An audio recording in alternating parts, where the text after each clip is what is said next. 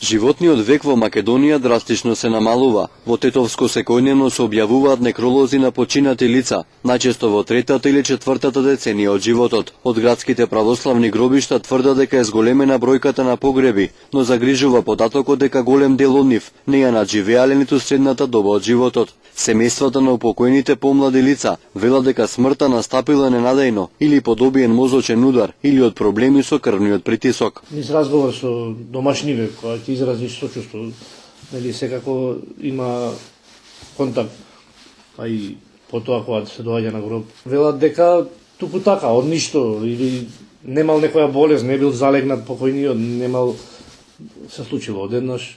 Од Центарот за јавно здравје Тетово велат дека општите податоци говорат дека нездравата животна средина и неквалитетниот начин исхрана придонесува да се намалува животниот век. Тетовци сметаат дека институциите треба превентивно преку разни мерки и активности да поведат поголема грижа за човековото здравје, а народот условно модерното живење да го замени со здрав начин на живот. Па се повеќе, значи во градот Тетово има смртни случаеви на помлади лица.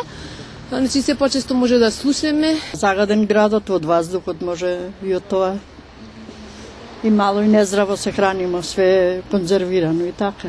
Се десило 96 година у Хонконг да идем. Таму има строга забрана до 6 сат на приватни возила. А овде никој не можеше забрани со приватно возило. Тој треба да иде од Буњаковаc до Соборен храм да запали свеќа за здравје. Сега и кажем и ти учениците што учат у гимназија, кога и доаѓаат дома? 0, 2, 3, 5%. И тоа све допринесува за нагло нарушување на здравјето.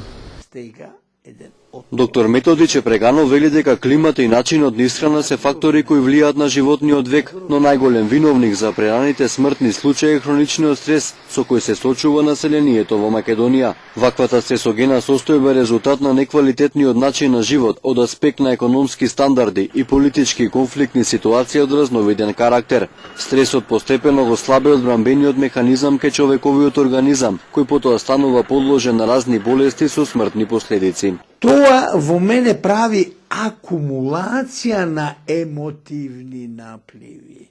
Секој ден. Тоа е еден пролонгиран стрес кој му е зема личност. И тоа прави што? Полека го намалува нашиот одбранбен имуноген систем. Сега, кој ќе се намали после година, 2-3 имуногениот систем, лесно не фаќа карцином, лесно не фаќа инфекција.